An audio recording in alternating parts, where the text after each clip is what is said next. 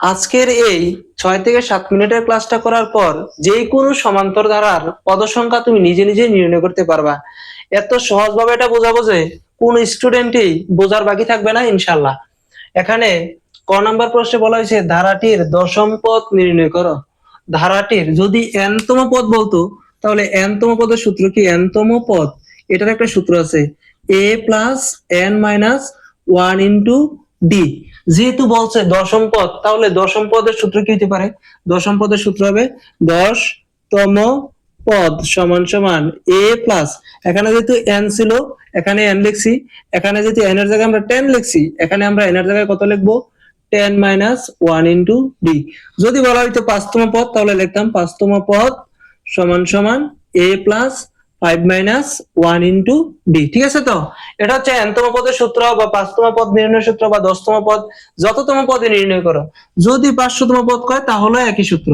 যেহেতু ধারাটির 10তম পদ বলছে, এই যে এর একটা ধারা, এটা একটা সমান্তর ধারা, কিভাবে বোঝা যায়? যেমন 2 এর সাথে 3 যোগ করলে 5, 5 এর সাথে 3 যোগ করলে 8, 8 এর সাথে 3 যোগ করলে পাই আমরা 11। অর্থাৎ দ্বিতীয় পদের থেকে যদি প্রথম পদ বিয়োগ করি তাও পাইতেছি 3। যেমন 5 এর থেকে 2 বিয়োগ করলে 3 পাইতেছি, 8 এর থেকে 5 বিয়োগ করলে 3 পাইতেছি, 11 এর থেকে 8 বিয়োগ করলেও পাইতেছি 3। তার মানে দুইটা সংখ্যার মধ্যে পার্থক্য 3 পাইতেছি, সকল ক্ষেত্রে সমান পার্থক্য পাইতেছি, সেহেতু এটা সমান্তর দ্বারা। যোগ বিয়োগ করার ফলে যদি আমরা সমান পার্থক্য পাই তাহলে কিন্তু এটা সমান্তর দ্বারা। আর গুণ ভাগ করার ফলে যদি আমরা সমান পার্থক্য পাই ওটা বলা হয় গুণোত্তর দ্বারা। তাহলে ধারাটার ক্ষেত্রে ধারাটার প্রথম পদ আমরা কি পাইছি? প্রথম পদকে প্রকাশ করে a দ্বারা। a সমান সমান প্রথম পদ, a সমান সমান প্রথম পদ কত পাইছি? 2। ঠিক আছে? সাধারণ অন্তর ধারাটার সাধারণ অন্তরে প্রকাশ করে ডি দ্বারা। ঠিক আছে? সাধারণ অন্তর ডি। সাধারণ অন্তরের সূত্র হচ্ছে দ্বিতীয় পদ মাইনাস প্রথম পদ, এটা হচ্ছে সাধারণ অন্তরের সূত্র। তাহলে দ্বিতীয় পদ কত আছে? 5 মাইনাস প্রথম পদ কত আছে? 2, পাইতেছি কত? 3। অর্থাৎ প্রথম পদ পাইছি 2 এবং সাধারণ অন্তর পাইছি 3। তাহলে যেটা আমাদের বলছে 10তম পদ, তাহলে 10তম পদের সূত্র আমি শুরুতেই বুঝাই নিছি। 10তম পদের সূত্র হচ্ছে a plus 10 minus 1 into D. তাহলে সুতরাং 10তম পদ সমান সমান a plus 10 minus 1 into D সমান সমান এর মান কত? 2 প্লাস 10 থেকে 1 বিয়োগ করলে পাইতেছি 9, এটার সাথে এটা গুণ অবস্থায় আছে সেহেতু গুণ চিহ্ন। ডি এর মান কত পাইছি আমরা? ডি এর মান পাইছি আমরা 3। তাহলে 3 2 প্লাস 3 এ আর 9 আর 3 গুণ করলে 3 নং কত পাইতেছি? 27 সমান সমান পাইতেছি 29 বা 29। অর্থাৎ 10তম পদ হচ্ছে 29। প্রথম পদ 2, দ্বিতীয় পদ 5, তৃতীয় পদ 8, চতুর্থ পদ 11, তারপরে যোগ করলে পাবো আমরা পঞ্চম পদ। 3 3 যোগ করার ফলে যখন 10তম পদ যাবে 10তম পদের সংখ্যাটা দাঁড়াবে কত? 29। ঠিক আছে? আশা করি 10তম পদ নির্ণয় করা বুঝছো। যদি তোমাদেরকে বলা হয়তো 5তম পদ নির্ণয় করো তাও তোমরা পারতা। কেমন? এইবার দেখি পরের ধাপে। এখানে বলা হয়েছে ধারাটির পদ সংখ্যা নির্ণয় করো। পদ সংখ্যা অর্থাৎ ধারাটা এইভাবে আস্তে আস্তে এখানে এসে শেষ হয়েছে। ঠিক আছে? এই যে 62 আছে এটা কততম পদের মধ্যে আছে এটা আমরা বাইর করব। তাহলে আমরা কি লিখতে পারি? এখানে খ নাম্বার প্রশ্ন উত্তরে কি লিখতে পারি? দেওয়া আছে প্রথম পদ আছে কত? a সমান সমান 2। সাধারণ অন্তর কত পাইছি?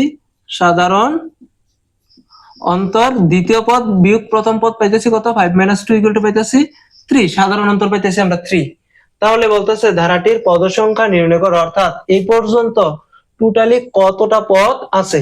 তাহলে মনে করি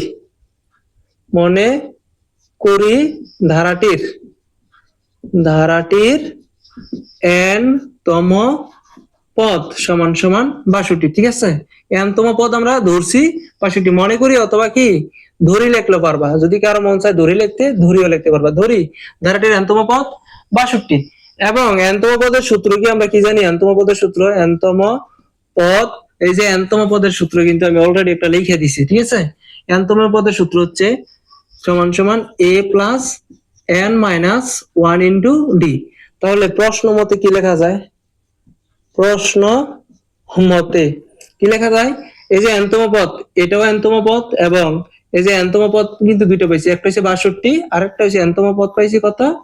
এই যে এইটা। ঠিক আছে? এটাও n তম পদ এবং এটাও nতম পদ। তাহলে প্রশ্ন মতে কি লেখা যায়? এটা সমান এটা, ঠিক আছে, দুইটাই যেহেতু nতম পদ, তাহলে লিখতে পারি a plus n minus 1 into d সমান সমান 65, বা এর মান কত? এর মান 2 পাইছি আমরা, তাই না? 2 plus n minus 1 into d এর মান কত পাইছি? d এর মান পাইছি আমরা 3, তাহলে লিখতে পারি 3 সমান সমান 65, বা 2 প্লাস, এবার কিন্তু গুণের কাজ, 3 আর n এ গুণ করলে কি পাইছি? 3n, ঠিক আছে।